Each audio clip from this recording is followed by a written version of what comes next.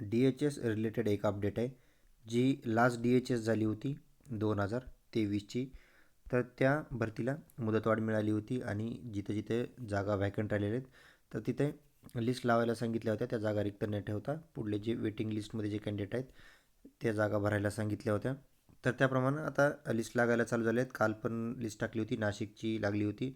तर आता नेमकं कोणत्या कोणत्या विभागाच्या याद्या लागल्यात आतापर्यंत आणि कोणत्या पदाच्या लागल्यात, किती याद्या लागल्या आता, ठीक आहे, आणि इतर विभागाच्या कधी लागतील ते बघू. आता बघा तुम्हाला टोटल किती लागल्यात आणि कोणत्या विभागाच्या बघा. तर इथे दिसेल तुम्हाला, हे बघा, G H Amravati waiting list for class फोरची अमरावतीची आहे.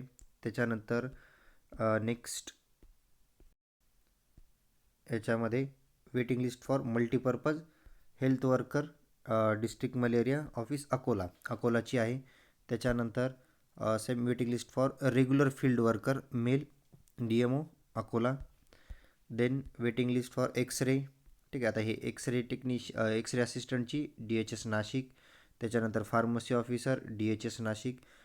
त्याच्यानंतर नेक्स्ट इलेक्ट्रिशियन DHS नाशिकचीच आहे. Driver DHS Nashik. Then laboratory scientific officer DHS Nashik. त्याच्यानंतर एक्सरे सायंटिफिक ऑफिसर हे पण नाशिकचीच आहे. नाशिकच्या जास्त लागले आहेत, सगळ्यात जास्त नाशिक आणि कोल्हापूरच्या पण लागले आहेत. पुढे दाखवतो मी तुम्हाला. मग हे स्टाफ नर्सची पण लागलेली आहे, काल टाकली होती आपण ग्रुपवर. त्यांचं 29 तारखेला DVI हे सांगितलं होतं, त्यांचं लेटर पण आलेलं आहे त्यांचे DHS नाशिक स्टाफ नर्सचे. त्याच्यानंतर नेक्स्ट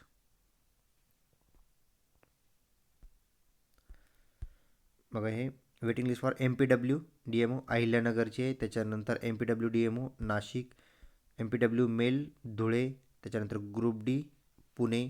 आता जे कोणी कॅन्डिडेट मला ह्याचे विचारतो ग्रुप डी पुणेचं, तर बघा त्यांचे पण लागलेले आहे group D post male and female Pune. त्याच्यानंतर next x ray scientific officer Kolhapur.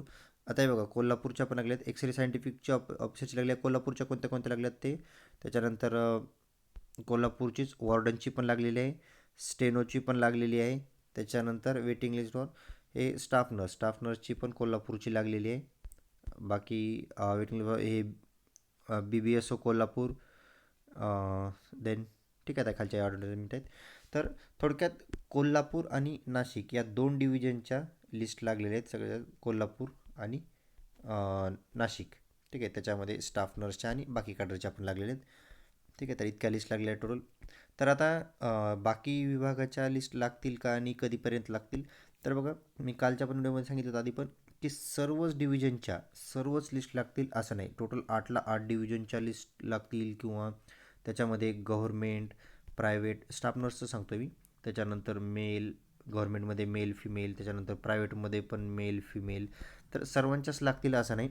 तर जिथं जिथं ज्या डिव्हिजनमध्ये जेवढ्या जागा व्हॅकंट आहेत तिथं लागतील.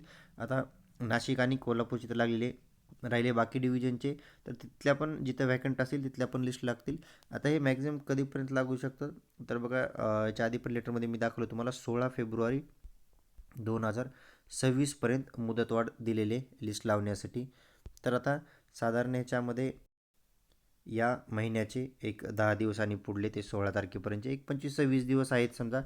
तर आणखीन ह्या पुढल्या एक 25-26 दिवसामध्ये सर्व डिव्हिजनचे जिथं जिथं व्हॅकंट असतील तेवढ्या लिस्ट लागून जातील, ठीक आहे. तर याच्या रिलेटेड आणखीन जे काही अपडेट येईल, कोणत्या कोणत्या डिव्हिजनच्या ज्या पण लिस्ट माझ्यापर्यंत येतील किंवा इन्फॉर्म होईल, मला समजेल की कुठं लिस्ट लागलेली आहे वगैरे, ते मी इन्फॉर्म करेनच.